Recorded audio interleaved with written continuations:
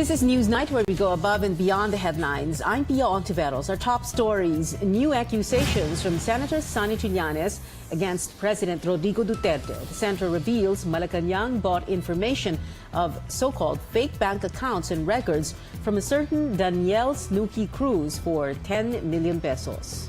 People in the United States and across the world mourn after the deadliest mass shooting in the country's modern history.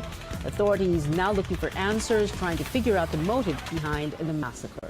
Senator Sonny Trillanes takes on President Duterte yet again in a privileged speech. The senator says he couldn't find the bank accounts he supposedly has in Singapore, as exposed by Mr.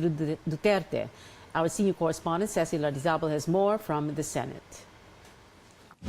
Senator Sonny Trillanes, during his privileged speech this afternoon, mentioned some PIA mayors and soldiers in Malacanang who gave him the information. Now, Senator Trillanes mentioned the name Daniel Snooki Cruz, who introduces himself as a financial expert, who is somebody close to some people in Malacanang, who has connections with the U.S. Embassy and who holds office at the LTA building in Legazpi Village in Makati. Now, this Cruz, according to Trillanes, is the very source of the president's information about his alleged bank accounts.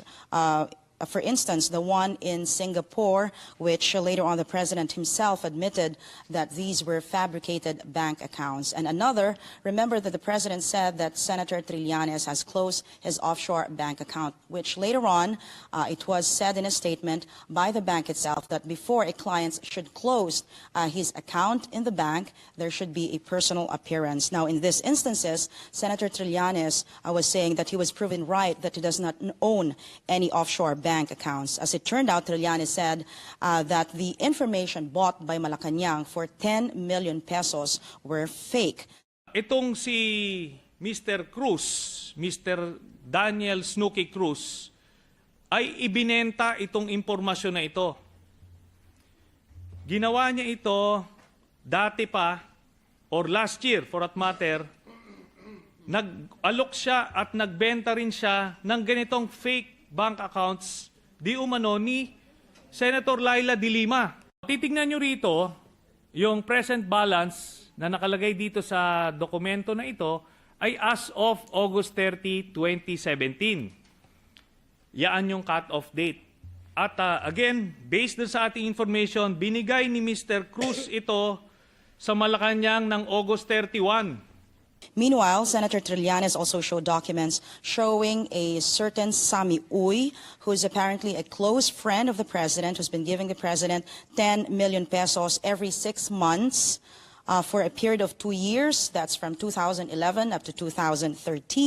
Now, based on the documents showed by Trillanes, Sami Uy gave all the members of the Duterte family 118 million pesos. And based on the pattern of deposits, during the time when the president was still mayor, that was from September 2006 up to December 2015, the total amount of credits and deposits totaled to more or less 2 billion pesos. Cecil Lardizabal, CNN Philippines. We spoke with President Duterte's chief legal counsel, Sal Panelo, earlier on in the program. Panelo says he doesn't know Daniel Cruz, whom Trillanes claims as the one who invented his fake bank accounts. Panelo adds Trillanes has to prove his allegations. I do not know him. I don't know the circumstances surrounding this person. Now, that person must respond to whatever Trillanes said on the floor of Congress. Second, the picture he's referring to, the president is very accommodating to all people who want a photo opportunity with him. I don't even know if he knows that person. Senator Trillanes also mentioned another name, a certain Sami Uy, apparently a close friend of the president. Trillanes saying this in his privileged speech, that this Mr. Uy had been giving the president 10 million pesos every 6 months for over 2 years, from 2011 to 2013. He has to prove that. As I said, he keeps on using his parliamentary immunity in Congress. He should repeat what he's saying outside of Congress. And we should also ask Mr. Samuel Uy, whoever he is, about what Mr. Trillanes is saying about him. Horror in the hands of a psychopath. That's how Las Vegas police are describing 64-year-old Stephen Paddock, the lone suspect in the deadliest mass shooting in modern U.S. history. At least 59 people were killed and 527 others injured in the shooting. It happened during a country music festival in Las Vegas in the U.S. state of Nevada Sunday night. Police say the retired accountant smashed through the window of his room at the Mandalay Bay Resort and unleashed a rain of bullets from the 32nd floor onto the festival grounds.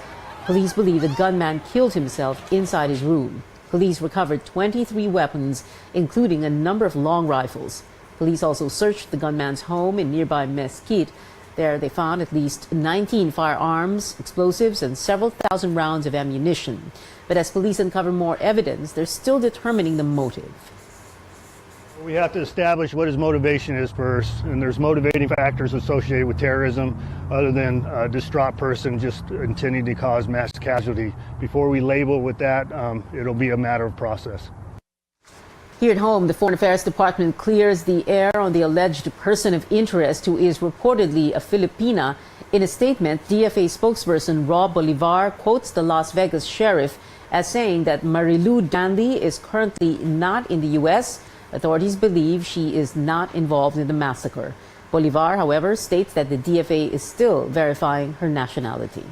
It was initially carried out in Quezon City, and now authorities want anti-drug drop boxes in neighborhoods across the country to help in the war on drugs. The drop boxes, like this one in Barangay Valencia in Quezon City, are where residents can report anonymously people who they suspect use or sell illegal drugs. The Interior Department wants the campaign institutionalized. For authorities, this will promote what they call participatory governance.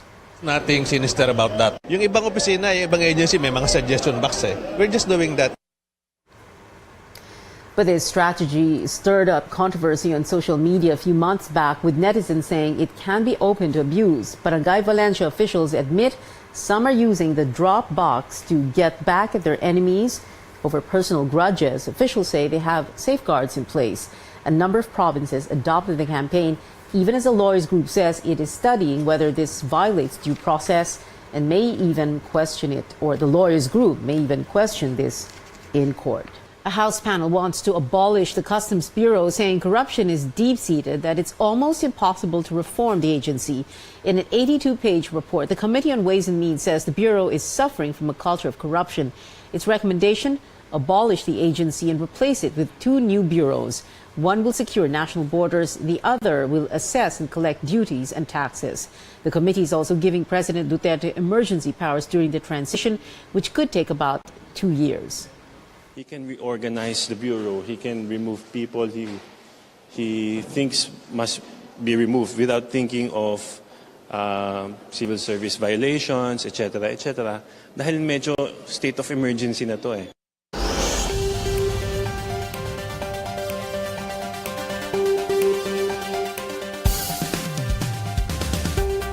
Online gaming is definitely making its presence felt. It's now second to call centers and taking up office spaces in Metro Manila. According to Lee Chu Property Consultants, the demand from online gaming has doubled since last year. The demand from business process outsourcing, on the other hand, has dropped from 75% to 53%. The main driver, mainland Chinese who cannot fly to the Philippines to play in the real casinos, just plug in online and play there instead. Most of their employees here are also Chinese, but the industry is starting to prop up local businesses too. Architecture, the furniture supply, the project management, the construction, residential, definitely the dorms. So we're starting to see companies go to developers and say, please build me a 1,000-room dorm for my employees. Meanwhile, BPO clients are cutting down on their accounts in the Philippines. Lee Chu says they raised concerns over terror plots in Palawan and Bohol, communist attacks in Batangas, and the blanket declaration of martial law in Mindanao. Firm is hopeful it is just a temporary dip that should recover once the peace and order situation has stabilized. Good news for Globe subscribers who love fast food. You can now call up Jollibee's delivery hotline, #87000 for free. Jollibee and Globe have teamed up to give customers easier access to ordering. Globe says it will make calls and delivery services of other fast food chains under the Jollibee Group, such as Burger King, Greenwich, Mang Inasal, and Chowking, free to subscribers soon. And that's it for tonight. Thank you for your time.